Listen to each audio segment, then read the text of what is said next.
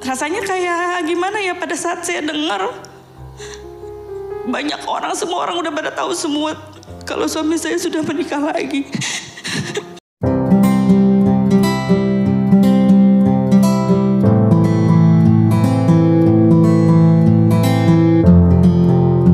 Kita diuji untuk sesuatu hal yang tak pernah saya bayangin sebelumnya gitu.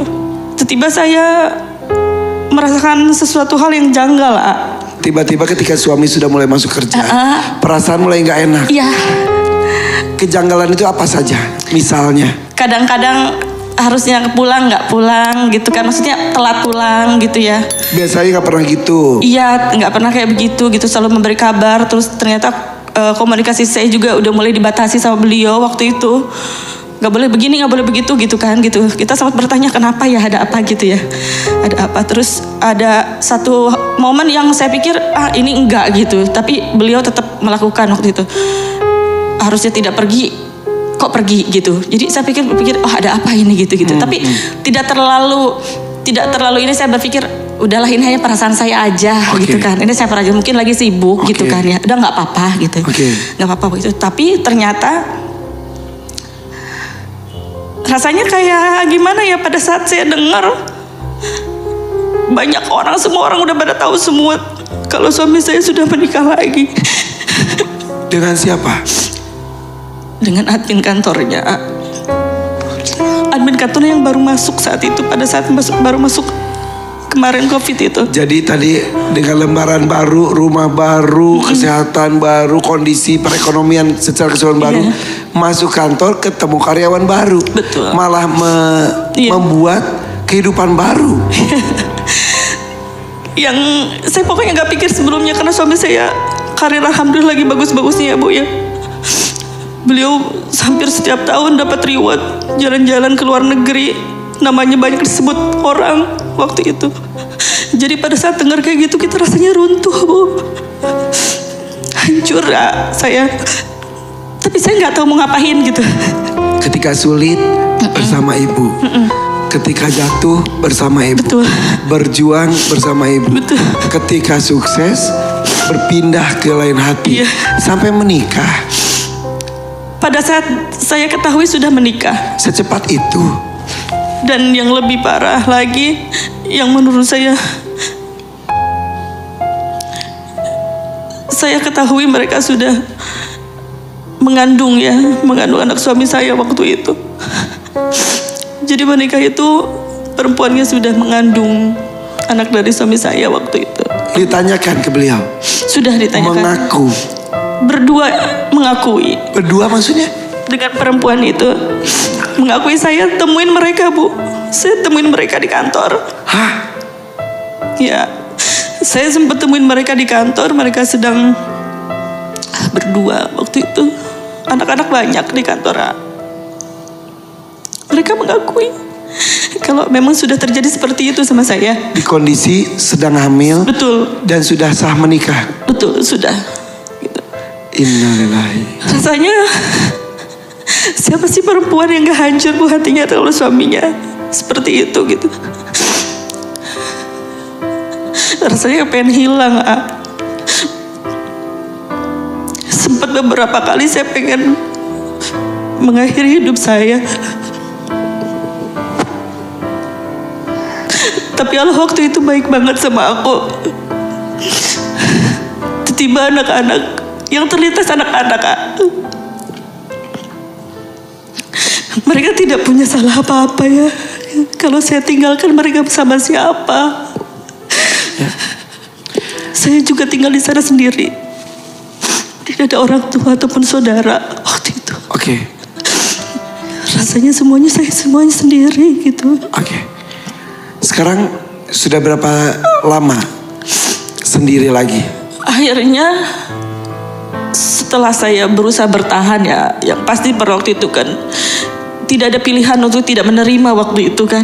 Walaupun berat, akhirnya saya harus terima. Saya tidak diberikan pilihan waktu itu. Walaupun dengan berat hati saya menerima itu. Suami masih pulang? Masih pulang awalnya. Tapi harus berbagi waktu dengan... Akhirnya harus berbagi waktu. Lama-lama makin jarang. mereka membagi waktu dalam seminggu, berapa hari di sana, berapa hari di tempat saya waktu Oke. itu. Iya. Ya, dibilang saya terima ya mungkin ya harus mau nggak mau diterima, tapi dibilang enggak juga ya memang saya tidak bisa menerima waktu itu memang. Akhirnya keputusan untuk berpisah diambil momennya apa? Sempat tidak serumah dulu setahun itu pun itu yang klop setahun tidak berkomunikasi. Sebelumnya sudah tidak berkomunikasi dan memang sudah jarang pulang, dan akhirnya ya memang Allah membenci perceraian ya, tapi kan kita sudah berusaha ya Bu, yang terbaik buat saya, buat anak-anak. Setahun kemarin akhirnya saya memutuskan untuk mundur dari arena. Ya. Baru Setahun kemarin akhirnya saya yang setelah berusaha bertahan, menerima, memaafkan, itu sedang dipelajari. sudah lega. Iya. Insya Allah. Untuk semua yang pernah menyakiti kita, sikapnya tadi tuh 3M. Berapa? 3M. Bahkan Apa aja? M yang pertama Udah lupa. menerima. Yang kedua memaafkan. Maafkan. Yang ketiga mendoakan. Oh, berarti yang lupa cuma saya ya. Jadi 3M ini sebenarnya sikap dasar. M yang pertama menerima. Alhamdulillah Teteh sudah belajar menerima. Yang kedua memaafkan. Bedakan antara memaafkan dengan melupakan. Beda. Memaafkan letaknya di hati, melupakan letaknya di pikiran kita.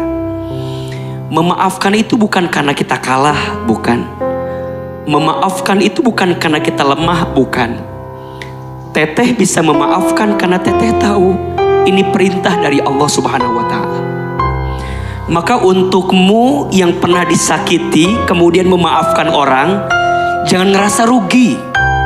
Jangan merasa bahwa enak aja, dia udah nyakitin saya, udah ngecewain saya, terus bilang saya harus maafin. Sorry Giliran susah aja sama saya. Nah, itu. Berjuang sama saya. Iya. Pas udah kaya, posisi bagus. Nah, itu Irfan. Ya. Ibu jangan begitu. Maunya setan kan begitu, betul nggak? Jadi saya setan dong. Maunya godaan setan kan begitu. Iya. Balas. Kamu kan punya harga diri, gitu kan? Kalau nggak ada aku mah dia tuh bukan apa-apa. Nah, setan kan begitu kan? Iya. Kayaknya setan saya kuat nih. Jadi godaannya tuh ke situ gitu. Tapi kan kita yakinnya ke Allah.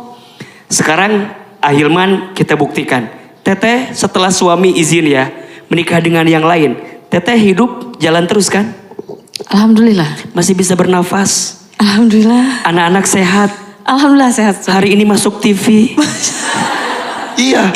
Kalau nggak pisah mah nggak masuk TV. Nah, bukan begitu. Bukan. Maaf. Jadi begitu banyak kebaikan yang Allah titipkan di balik sakit yang kita rasakan. Betul? Cuman barangkali selama ini fokus kita hanya pada yang nyakitin kita terus gitu loh. Terus di mana naik level setelah memaafkan, mendoakan. Doakan Teteh biar makin kuat. Karena orang yang diuji dalam hidup berarti Allah percaya hati dan pundaknya kuat untuk menerima ujian tersebut.